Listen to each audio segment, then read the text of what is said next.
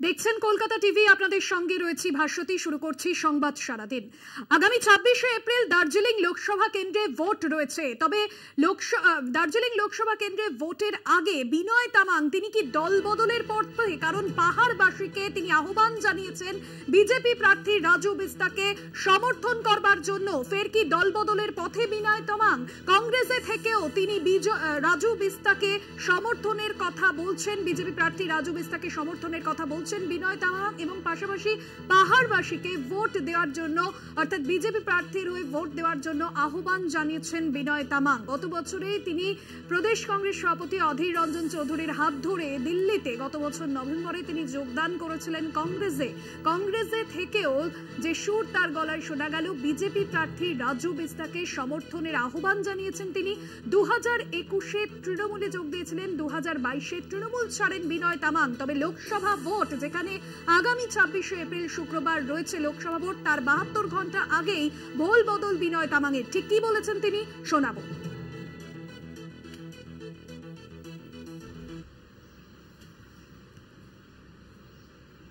आगामी 26 अप्रैल में होने जा रहा है जो आम चुनाव है सेकेंड फेज का,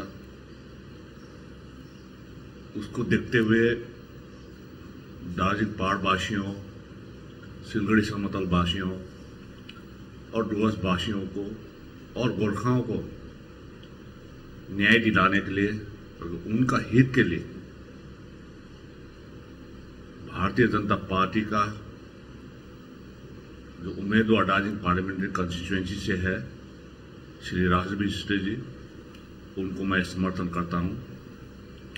और जितना भी पहाड़वासी हैं, सिलगड़ी समतल वासी हैं, और मेरा जो समर्थक है, मेरा सहयोगी है, जो मेरा दोस्त लोग है, जो मेरा ब्रदर्स एंड सिस्टर्स है, और जो मेरा आज तक मेरा राजनीतिक यात्रा में साथ दिया था, और आम नागरिक को मैं अपील करता हूं कि आने वाला 26 अप्रैल में भारतीय जनता पार्टी को और उनका उम्मीदवार श्री राजू बिस्ता जी को अपना वोट डाले और विजय बनाए।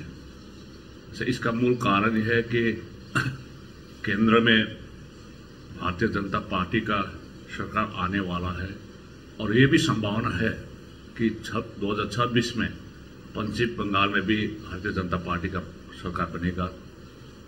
और जो भी दार्जिलिंग पहाड़ का, सिलगड़ी समतल का, डुवर्स का अभी तक का जो भी है राजनीतिक न्याय की बात हम लोग कर रहे हैं और संवैधानिक न्याय की बात कर रहे हैं, इस सब न्याय दिलाने के लिए अब जो आने वाला सरकार है उनको ही सपोर्ट करने के लिए यह निर्णय लिया है। और मैं मानता हूं कि जो पहाड़ में भ्रष्टाचार है, जो नेपोटिज्म है, उसको भी खत्म करना है साथ ही साथ। तो इस सभी वस्तु स्थिति को देखते हुए ये हम लोग ने निर्णय लिया।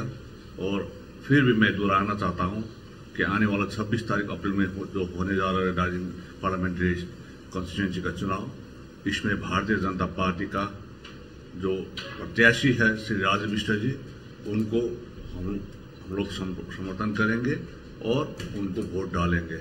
नमस्ते। আপনাদের শোনালাম বিনয় তামাং তিনি ভিডিও বার্তায় ঠিক কি বলেছেন। এখন সময় দুর্নীতি, স্বজন পেষণের বিরুদ্ধে লড়াই করার, আর সেই বার্তায় তিনি পাহাড়বাসীকে দিলেন এবং পাহাড়বাসীকে বিজেপি প্রার্থী রাজু বিস্তার সমর্থনে ভোট দেওয়ার জন্য আহ্বান জানিয়েছিলেন বিনয় তামাং। এবং তার যে রাজনৈতিক যে জীবন, এবং সেখানে আমরা দেখেছি 2021-এ তিনি যেরকম তৃণমূল যোগদান করেছিলেন তৃণমূল কংগ্রেসে, 2022-এ তৃণমূল কংগ্রেস ছাড়েন, এবং 2023-এ আমরা দেখেছি অর্থাৎ গত বছর নভেম্বরে প্রদেশ কংগ্রেস সভাপতি অধীর রঞ্জন চৌধুরীর হাত ধরে তিনি দিল্লিতে যান এবং সেখানে কংগ্রেসে যোগদান করলেন।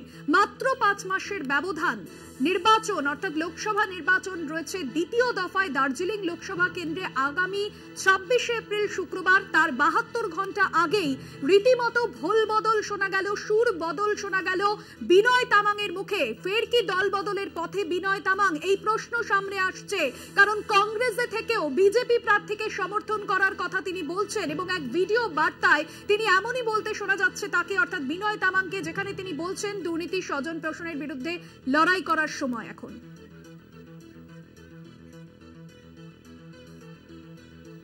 পাশাপাশি এই মুহূর্তে গুরুত্বপূর্ণ যে খবর আপনাদের জানিয়ে রাখবো, যে খবর পাওয়া যাচ্ছে কংগ্রেস থেকে তাকে সাসপেন্ড করা হয়েছে বাংলা বিরোধী কাজ করার জন্য, দল বিরোধী কাজ করার জন্য তাকে সাসপেন্ড করা হয়েছে। বিনয় তামাংকে সাসপেন্ড করা হলো, 6 বছরের জন্য কংগ্রেস থেকে বহিষ্কার হলেন বিনয় তামাং। যে ভিডিও বার্তায় তিনি বলেছেন বিজেপি প্রার্থী রাজু বিস্তাকে সমর্থন করার কথা এবং কংগ্রেসে থেকেই দল বিরোধী কাজ, আর তার জন্যই তাকে সাসপেন্ড করা হয়েছে।